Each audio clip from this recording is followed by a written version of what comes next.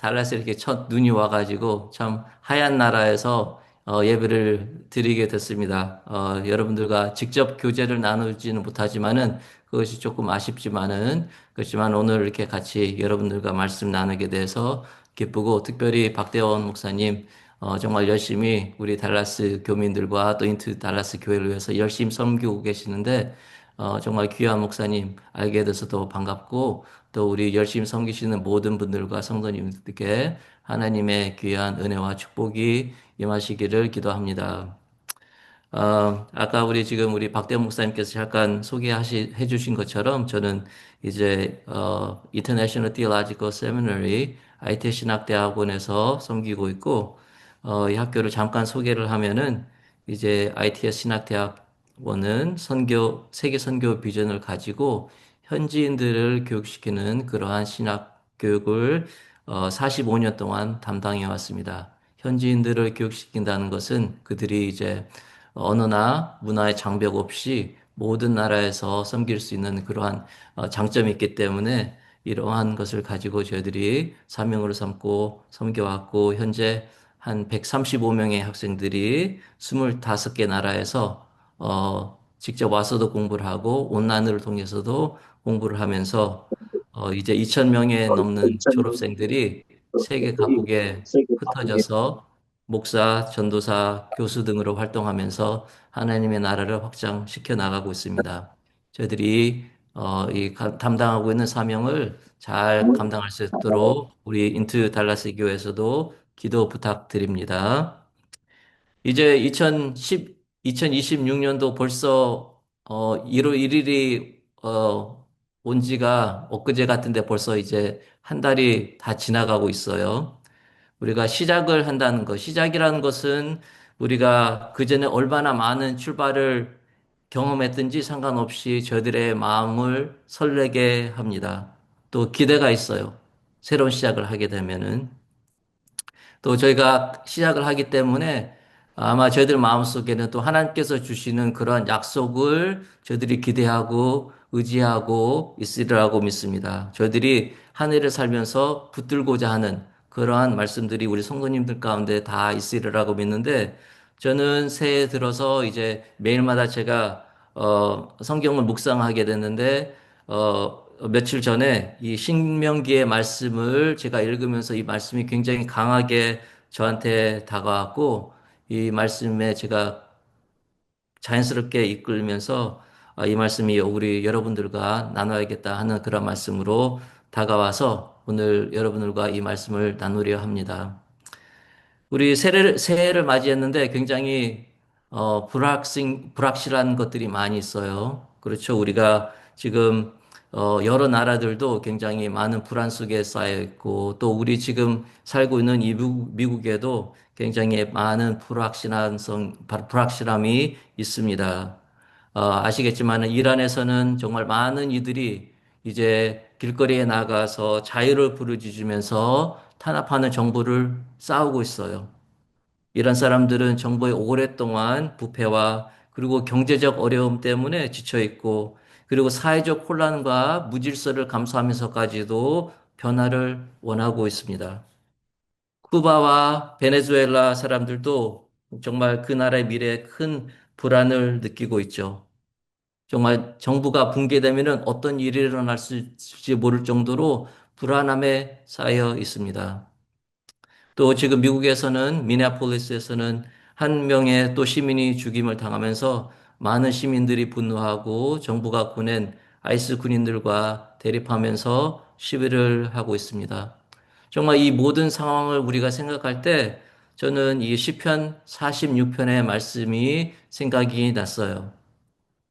시편 46편의 말씀을 보면은 땅이 변하든지 산이 흔들려 바다 가운데 빠지든지 바닷물이 흉용하고 뛰놀든지 그것이 넘침으로 산이 요동할지라도 그러나 한 강이 있어 그 시냇물이 하나님의 성 지극히 높으신 이의 장막이 있는 거룩한 처소를 기쁘게 하도다. 하나님이 이 성중에 계시니 성이 흔들리지 아니할 것이라 새벽에 하나님이 도우시리로다. 영어로는 이게 There's a river in the city of God. is a river. 근데 흥미로운 사실은 우리 예루살렘에 혹시 이스라엘에 가보셨는지 모르겠는데 예루살렘에 가면은 강이 보이지 않는다는 거예요. 서울에 있는 한강과 같이 또 이제 서아프리카에 있는 큰 니게르 강이라든지 인도에는 광대한 겐지스 강이 있죠. 또 중국에는 웅장한 황하 강이 있습니다. 그리고 중동에는 티그레스, 유브라데스의 강이 있고 또 이집트에는 장엄한 나일 강이 있어요. 그런데 예루살렘에 가면은 이러한 거대한 강 대신에 기혼이라는 샘이 있어요. 우리가 보기에는 정말 보잘것없는 졸졸 흐르는 그러한 샘인데 이 샘은 지하에서 조용하게 부드럽게 솟아나는 물줄기입니다. 고대에는 이 샘의 물이 예루살렘 성 밖에서 성 안으로 터널을 통해서 끌어와 실로암 목과 같은 그러한 연못을 형성하게 됐어요. 화려하고 웅장하진 않지만은 조용하고 부드러운 물줄기가 예루살렘 주민들의 생명을 유지해 준다는 거예요. 저는 이 말씀을 생각하면서 바로 이게 하나님의 성품이다. 또 예수님의 성품이라고 그렇게 생각을 하게 됐습니다. 변화 가운데서 하나님께서 주시는 안전과 보호는 위압적이거나 압도적인 것이 아니라 이것은 우리를 안심시키는 잔잔한 보호세요. 우리는 두려움 없이 이 보호에 기대어 쉴 수가 있습니다. 마치 신뢰하는 친구나 그리고 가족의 어깨에 우리가 기대는 그러한 것과 같죠. 그곳에는 위로와 평안과 기쁨이 있습니다. 오늘 신명기 말씀에서 모세는 하나님께서 이스라엘을 광야에서 40년 동안 어떻게 돌보셨는지를 말합니다. 모세는 하나님께서 너희를 이끌어 오신 40년 길을 기억하라고 그렇게 얘기를 하고 있어요. 기억하라. 믿음에서 기억은 굉장히 중요한 거라고 생각을 해요. 그렇죠? 우리가 간증이 있는데 또 하나님께서 우리에게 행하신 그러한 큰 선한 역사가 있었는데 우리는 그것을 기억해야죠. 우리가 신앙을 지키는 가장 중요한 길 중에 하나가 바로 하나님의 은혜를 기억하는 거예요. 또 우리가 성찬을 할 때 우리는 뭘 하죠? 우리는 예수님을 기억합니다. 예수님께서 떡을 떼시고 포도주를 저희들에게 주셨을 때 그것을 먹고 마시면서 예수님을 기억하라, 기념하라고 그렇게 말씀을 하셨어요. 이런 방식으로 모세는 이스라엘 백성들에게 새 땅으로 들어가기 전에 광야에서 겪었던 일들을 기억하라고 요청을 합니다. 하나님께서 광야에서 당신들을 낮추셨다.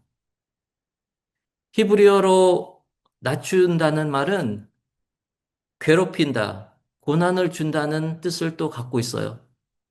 겸손하다는 뜻과 다시 말해서 고난을 체험한다는 뜻이 이 한 동사에 같이 겸해 있는 거죠. 하나님께서 광야에서 이스라엘 백성들을 인도하셨을 때 그들을 굶주리게 하시고 또 목마르게 하셨어요. 풍요의 땅 이집트에서 그들을 이끌어내서 결핍의 땅 광야로 데려가셨어요. 왜 그러셨을까요? 그들을 겸손하게 하기 위함이었습니다. 풍요는 교만과 자랑, 그리고 자기 자족으로 이어질 수 있기 때문이죠. 광야는 아주 불평한 땅, 불편한 곳이에요. 생명을 지탱하기 위한 물과 먹을 것이 풍부한 지역이 아니고 이것은 모든 것들이 결핍이 된 지역이죠. 사람들에게 아주 불편하고 심지어 잘못하면은 생명이 위태로운 그러한 지역입니다. 그런데 하나님께서는 이스라엘 백성을 이러한 광야에 부르셔서 어려움을 체험하게 하셨어요. 빈곤을 체험하게 하시고 부족함을 체험하게 하셨죠. 풍요가 주는 이득은 굉장히 많아요. 우리의 삶을 편하게 해주고 마음의 여유를 주고 안심하게 하죠. 그러나 그 뒷면에는 하나님께서 우리에게 무언가를 주시면 이것은 우리가 우리의 힘과 노력과 지혜로 얻었다고 생각하기가 쉽습니다. 그리고 풍요는 망각으로 이어질 때도 있어요. 삶이 편해지면은 우리는 하나님과 또 도움이 필요한 이웃을 잃어버릴 수가 있기 때문이죠. 그런데 고난은 우리의 삶을 비참하게 만든 것처럼 느껴져요. 그리고 우리는 고난을 싫어하고 빨리 벗어나기를 원하죠. 그러나 고난은 우리를 겸손하게 합니다. 왜냐하면 고난은 우리의 부족함, 연약함, 그리고 한계를 느끼게 하기 때문이죠. 우리 기독교 전통에서 영적인 훈련 중에 하나가 바로 금식이에요. 어, 금식은 구약에 보면 다니엘이 자기의 나라와 백성들이 처지해 있는 그런 위기의 상황을 보면서 금식하며 하나님께 기도하였다고 합니다. 또 대속절에는 온 이스라엘 백성들이 금식을 하고 하나님께 나와서 자기의 죄를 회개하고 하나님과의 관계를 회복함으로써 새로운 한 해를 시작을 했어요. 신약에서도 예수님께서는 세례를 받으신 후 광야에서 40 동안 금식하시면서 시험을 받으시고 본인의 사역을 준비하셨어요. 왜 믿는 이들이 이렇게 금식을 할까요? 배고픈 것이 좋아서입니까? 아니죠.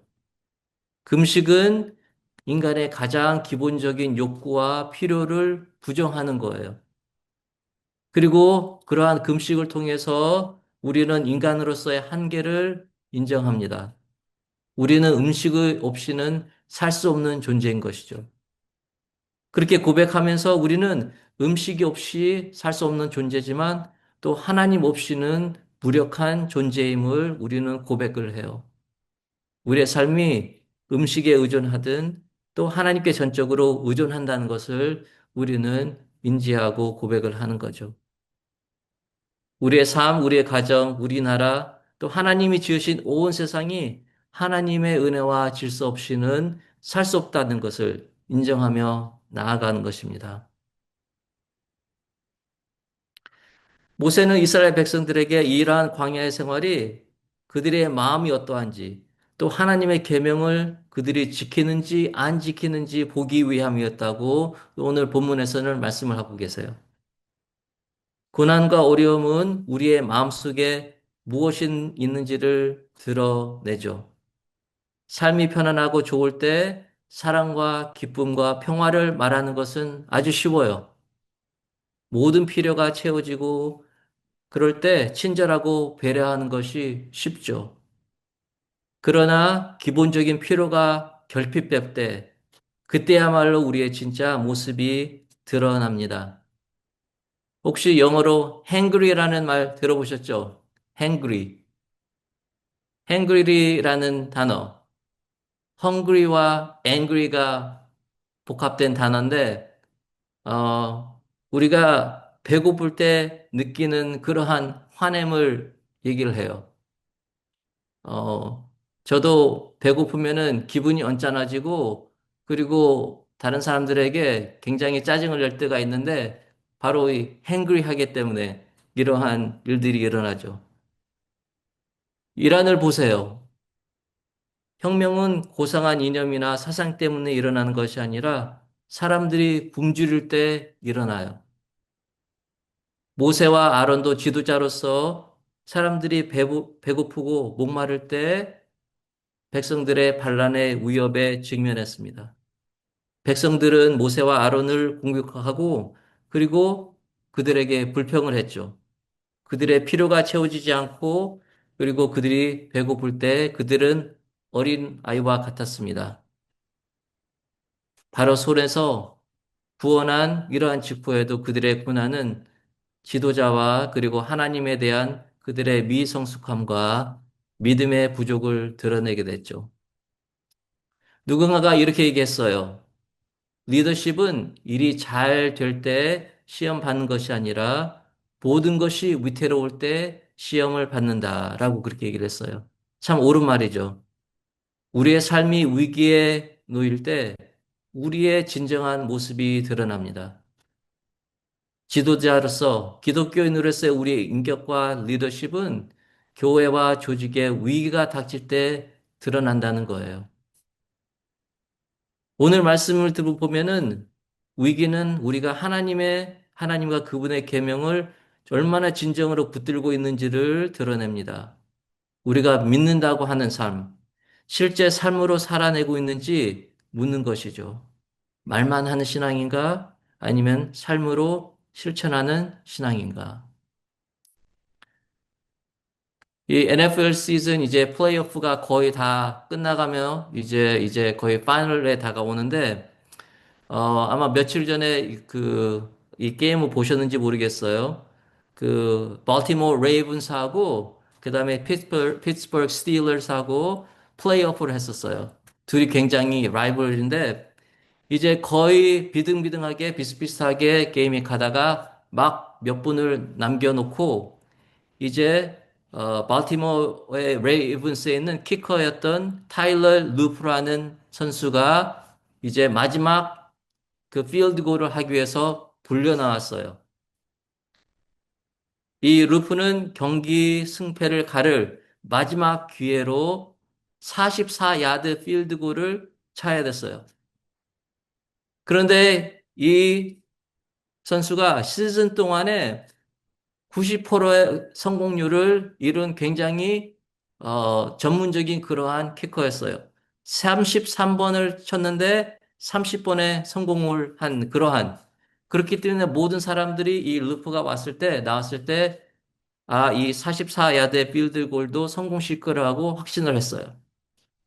그런데 이 선수가 막 공을 찼을 때 모든 사람들이 공을 차는 순간 이 공이 올바르게 나가지 않고 이제 그 골대를 약간 빗나가서 어, 어, 필드골에 성공하지 못한 것을 보게 되죠. 한 선수의 잘못 찬 킥으로 이제 레이븐스가 플레이오프에서 떨어지게 되고 또 레이븐스의 감독으로 18년 동안 섬겨왔던 이러한 하버 감독이 이제 감독직에서 물러나게 됐습니다. 루프는 엄청난 압박에서 기대만큼의 기락을 발휘하지 못한 거죠. 하버드 비즈니스 리뷰의 한 글에서는 이 NFL 그러니까 필드골 킥을 기록을 세웠던 브렛 마허라라는 사람을 인터뷰를 하면서 그 사람을 통해서 압박 속에서 프레셔가 있을 때 어떻게 하면 성과를 내는지를 얘기를 했어요. 이 선수를 공부하면서 연구를 하면서 그들이 결론에 다다른 것 중에 하나가 압박이 클수록, 프레셔가 클수록 평소에 연습해 왔던 그러한 루틴이 더욱더 큰 영향을 미친다는 거였어요. 그래서 자기의 성찰, 호흡, 그리고 공을 차는 감각을 몇천 번의 공을 차면서 자기가 발달해 왔을 때, 프레셔가 있는 그러한 순간에 왔을 때 그들은 이러한 프레셔에 이제 기브인 하지 않고 연습대로 찰 수가 있다는 거죠. 다시 말해서 압박 속에서의 수행 능력은 결국 평소 연습의 수준을 넘지 못한다는 거예요. 연습 때 차지 못한다면은 정말 이러한 압박에 있는 그러한 순간에서 결코 퍼포먼을 할 수가 없다는 거죠. 저는 우리의 신앙생활 그리고 리더십도 마찬가지라고 생각을 해요. 우리가 사람들이 보든 안 보든 매일 말씀에 따라 사는 연습을 하지 않는다면 위기와 그리고 극심한 스트레스 상황에서 말씀대로 살 수가 없다는 거죠. 우리는 압박에 있을 때 우리는 결국 우리가 지금까지 살아왔던 것, 그러한 방식으로 우리는 다시 되돌아가게 됩니다. 이스라엘 백성들이 광야에서 40년 동안 매일 만나를 먹는 삶을 살았어요. 이것은 하나님께서 그들을 하나님을 의지하게 하는 일상의 훈련이었습니다. 생각해 보세요. 매일 아침 일어났는데 배가 고프잖아요. 근데 음식이 없어요. 부엌에 가도 냉장고를 열어도 아무런 음식이 없고 그래서 배가 고플 때마다 광야에 나가서 하나님께 주시는 만나를 매일마다 거두어서 그거를 집에 가져와서 먹어야 됐어요. 안식일 전에는 그들이 나가서 두 배로 그것을 컬렉트한 다음에 집에 와서 먹게 됐죠. 이러한 과정을 40년 동안 반복을 했다는 거예요. 아마 이러한 40년 동안의 반복은 그들의 몸과 마음에 이러한 리듬이 깊이 새겨졌으라고 생각을 합니다. 아마 40년이 지난 후에는 이것이 아마 따로 생각하지 않아도 되는 그러한 루틴이었다고 생각. 아침에 일어나면은 옷 입고 나가서 광야에 가서 음식을 거두어는 그러한 반복의 삶. 그러한 반복의 삶을 통해서 그들은 하나님을 신뢰하는 그것이 그들의 인격과 삶의 일부가 된 것이죠. 그리고 그러한 삶의 루틴을 통해서 사람이 떡으로만 사는 것이 아니요 여호와 하나님의 입에서 나오는 모든 말씀으로 사는 것이라 하는 그 진리가 그들의 마음과 삶과 행동을 형성하게 했어요. 이 한 가지 레슨, 40년 동안 하나님께서는 이 한 가지 레슨을 이스라엘 백성에게 가르치기 위해서 매일매일마다 만나를 보내셨다는 거죠. 이 레슨이 얼마나 신앙에 중요한지를 보여주는 예라고 생각을 합니다. 코스케 코마야라는 이제 일본인 신학자요, 오랫동안 태국에서 섬기셨던 선교사가 있는데 이 선교사님은 이 본문을 얘기를 하면서 하나님께서는 시속 3마일의 하나님이라고 그렇게 얘기를 하세요. 하나님은 시속 3마일의 하나님이시래요. 왜 시속 3마일이냐? 바로 시속 3마일은 인간이 일반적으로 걸을 때의 속도가 바로 시속 3마일이라는 거예요. 다시 말해서 세상을 창조하신 하나님, 이 하나님이 이스라엘 백성을 위해서는 시속 3마일로 걸으셨다는 거예요. 광야에서. 이스라엘 백성들이 광야를 헤매며 다녔을 때 그들과 같이 시속 3마일로 걸으시면서 그들이 하나님을 신뢰하는 법을 배우도록 가르치게 하셨다는 거죠. 얼마나 답답하셨을까요?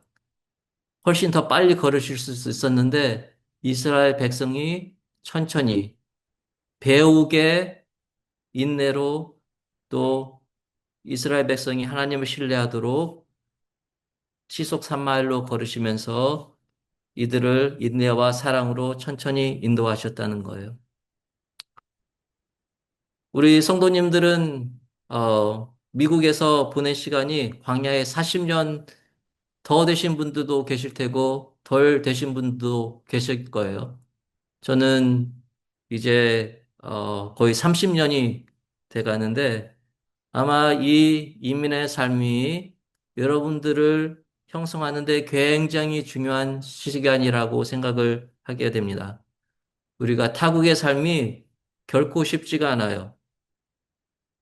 그렇지만 이 삶이 여러분들을 매일 실천하는 영적 훈련과 그리고 여러분들의 습관과 성품 그리고 여러분들의 리더십을 빚어 갔을 거라고 생각을 합니다. 이러한 것들은 하루아침에 이루어지는 것이 아니에요. 우리는 이러한 삶을 매일 쌓아 갑니다. 그렇지만 이것은 굉장히 중요한 그러한 기회예요. 위기와 어려움이 찾아왔을 때 위기는 기회이죠. 그리고 우리는 이러한 위기를 낭비하지 않아야 됩니다. 위기를 통해서 우리는 배우고 우리는 계속 성장할 수가 있어요. 실패는 삶의 일부이고, 그리고 우리는 여러 번 실패를 할 거예요. 그렇지만은 헨리 포드가 말한 것처럼 진정한 실수는 실패 그 자체가 아니라 실패로부터 배우지 않는다는 거죠. 우리가 같은 실패를 반복을 하면 그것은 우리가 이전에 실패해서 아무것도 배우지 못하였다는 것이고, 실패보다 더 큰 문제는 실패해서 배우지 않았다는 거예요. 코스트케 코야마 목사님은 그래서 우리가 섬기는 하나님은 해피 엔딩을 약속하는 하나님이 아니라 바로 트러스트 엔딩을 약속하는 하나님이라고 말씀을 하셨어요.